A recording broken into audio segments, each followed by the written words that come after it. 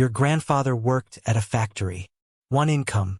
Your grandmother stayed home with 3 kids. They owned a house, had 2 cars, took annual vacations, and retired with a pension. Today, you and your partner both work full-time jobs. You have 1 kid, you rent an apartment, and you're drowning in debt. What happened?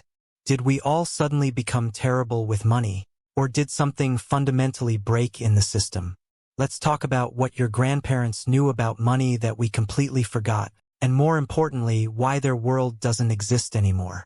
In 1970, the average American home cost $23,000. The median household income was about $9,000 a year. That means a house cost roughly 2.5 times your annual income. Fast forward to today. The median home price is around $400,000. The median household income is about $75,000. Do the math. That same house now costs more than 5 times your annual income. Your grandparents needed 2.5 years of savings. You need over 5 years, and that's assuming you save every single penny you earn, which is impossible because you still need to eat and pay rent while saving. But here's what really matters. Your grandfather probably bought that house on a single income, while your grandmother raised the kids. Today, even with 2 incomes, most families can't afford what 1 income bought 50 years ago. This isn't a coincidence. This isn't because millennials buy too much avocado toast. Something fundamentally changed in how our economy works, and most people have no idea what happened. Let me talk about my friend's grandmother, Mary. She's 82 now. Her husband worked as a postal worker his entire career. Mary never had a formal job outside the home. They raised 4 kids in a 3-bedroom house they bought in 1968. They paid off that house in 15 years. They owned 2 cars, always paid in cash. They took the family camping every summer and to Disneyland twice. When her husband retired at 65, he had a full pension that paid 70% of his final salary for the rest of his life. They never worried about money in retirement. Mary still lives in that same house, completely paid off, worth over $500,000 today. Now let me tell you about Mary's granddaughter, Jennifer. She's 34. She has a master's degree. She works as a marketing manager making $65,000 a year. Her husband is a teacher making $52,000. Combined, they make more than twice what Mary's husband ever made, even adjusting for inflation. They have 1 child. They rent a 2-bedroom apartment for $2,800 a month. They have $60,000 in student loan debt. They have 2 car payments. They haven't taken a real vacation in 3 years. They have about $8,000 saved for retirement. Jennifer cries sometimes because she doesn't know if they'll ever own a home, or if they can afford to have a second child. 2 families, 2 generations. The younger generation is more educated, works harder, earns more in combined income, and yet they're far worse off financially. Why?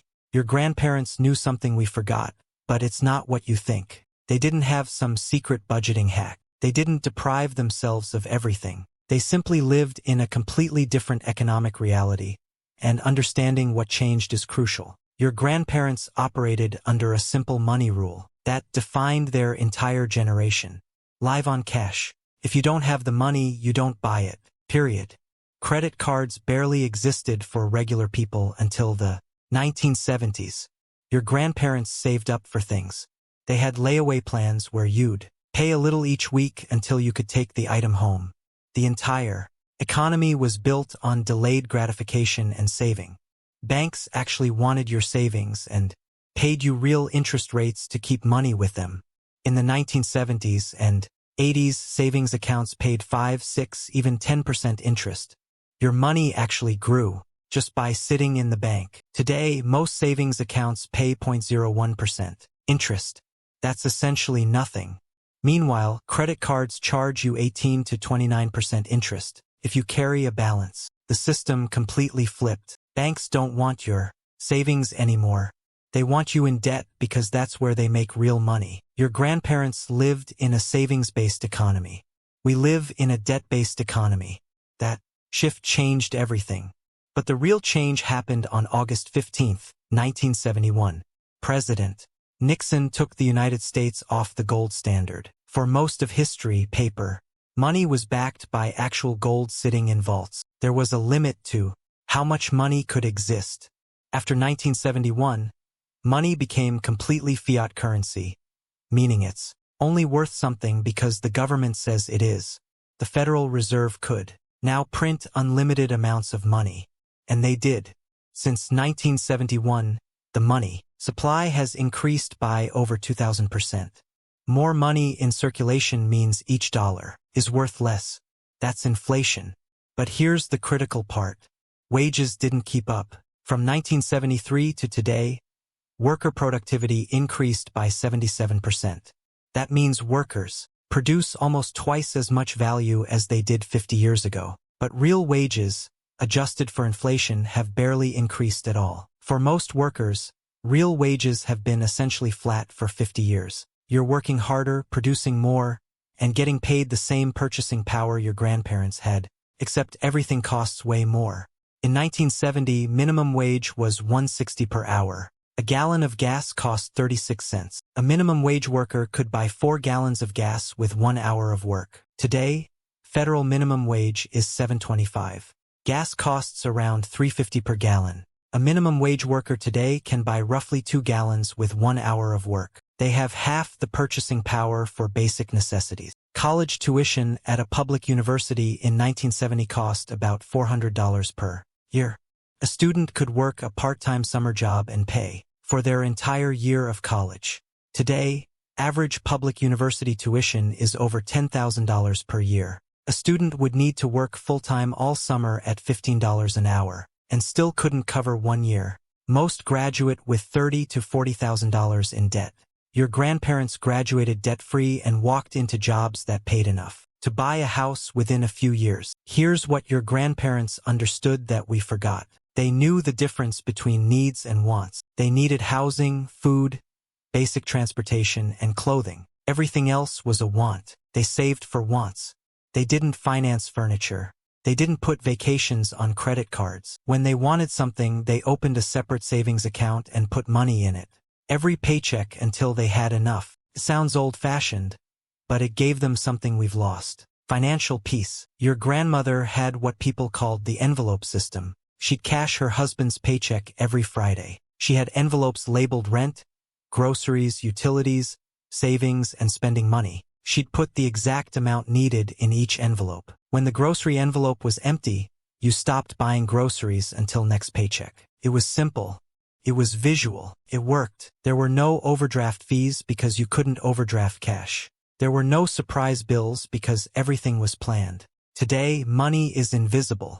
It's numbers on a screen. You swipe a card and somehow $20 disappears, but it doesn't feel real. You have subscriptions you forgot about draining your account. You have autopay for 12 different services. Money flows out constantly and you barely notice, until you check your balance and wonder where it all went. Your grandparents saw every dollar physically leave their hands. That psychological difference matters more than most people realize. They also understood something about housing that we've completely lost. A house was a place to live, not an investment. Your grandparents bought a modest house they could actually afford. They didn't buy the biggest house the bank said they qualified for. They bought what they needed and focused on paying it off as fast as possible. The goal was eliminate the mortgage, not to leverage equity for more debt. Today, we're told our home is our biggest investment. We're encouraged to buy as much house as possible, take out home equity lines of credit, and constantly leverage our property for more spending. Your grandparents would think we're insane.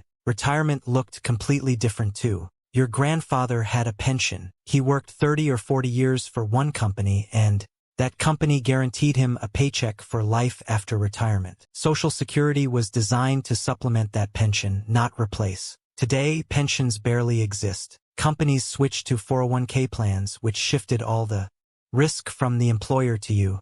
You're responsible for contributing your own money, choosing your own investments, and hoping the stock market doesn't crash right when you need to retire. Millions of Americans have almost nothing saved for retirement because wages are so low they can't afford to contribute, and many employers don't match contributions anymore. The average retirement account balance for Americans aged 55 to 64 is just under $200,000. Financial experts say you need at least $1 million to retire comfortably. Most people are nowhere close. Stress about this because their retirement was guaranteed.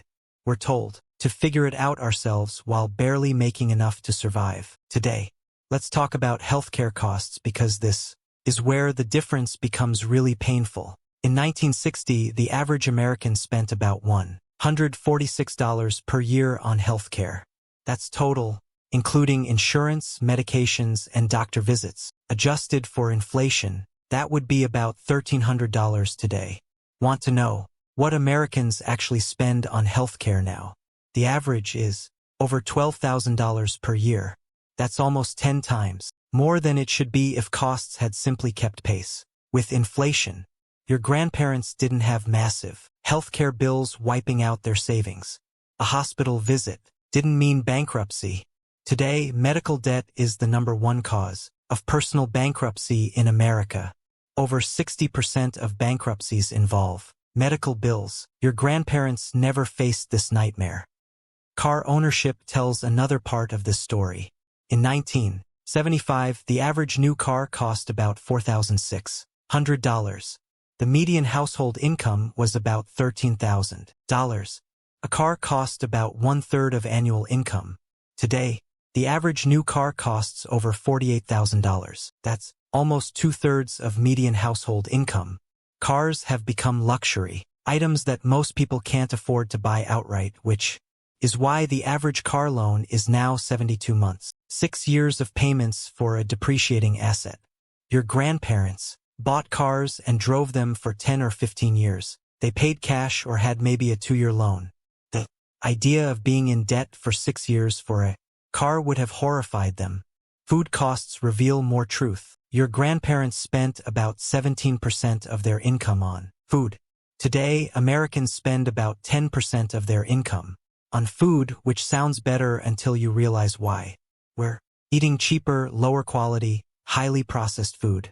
Fresh vegetables, quality meat, and organic options cost significantly more than processed junk. Your grandparents ate real food because that's all that existed. We eat cheap calories packed with chemicals because that's what we can afford. The hidden cost shows up in healthcare bills from diet-related diseases, but we don't connect those dots. Here's something your grandparents knew instinctively that we've forgotten. Community wealth versus individual wealth. Your grandfather belonged to a union. That union negotiated his wages, his benefits, his pension, his working conditions. When workers stood together, they had power. Corporate profits were shared with workers. Executive pay was only about 20 times the average worker's salary.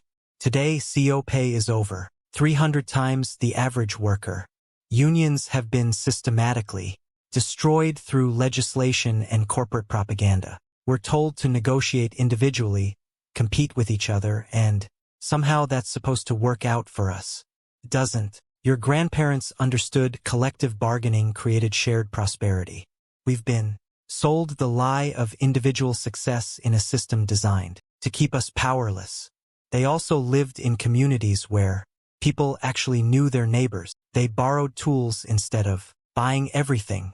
They shared childcare responsibilities. They helped each other with home repairs. Your grandmother had a network of other women who traded skills, recipes, clothes their kids outgrew, and support. That informal economy saved enormous amounts of money and created resilience. Today, we're isolated. We hire services for everything because we don't know our neighbors well enough to ask for help. We buy every tool we might need once. We pay for childcare that costs more than rent. We've replaced community with consumption, and it's bankrupting us financially and emotionally. Your grandparents also understood something about education that we've lost. Not everyone needed college, and that was okay. Trade skills were respected and paid well. Your grandfather could become a plumber, electrician, or carpenter through apprenticeships that paid him while he learned. Those jobs provided solid middle-class incomes, owned homes, raised families. Today, we've created a false hierarchy where everyone supposedly needs a college degree to succeed, which drove up tuition costs astronomically and created the student debt crisis. Meanwhile, we have a shortage of skilled tradespeople, and those jobs actually pay well. We forgot that multiple paths to financial stability exist. So what do we with all this information? First, understand that if you're struggling financially, it's not because you're bad with money. The system changed. The rules changed. Everything got harder. Your grandparents didn't have to choose between paying rent and paying for health insurance because one income covered both. They didn't graduate with soul-crushing student debt. They didn't face housing costs that require 80% of their income. Stop blaming yourself for a rigged game. Second, take back whatever control you can. You can't change the economic system overnight, but you can change how you operate within it. Start tracking every dollar you spend for 1 month. Actually write it down or use an app.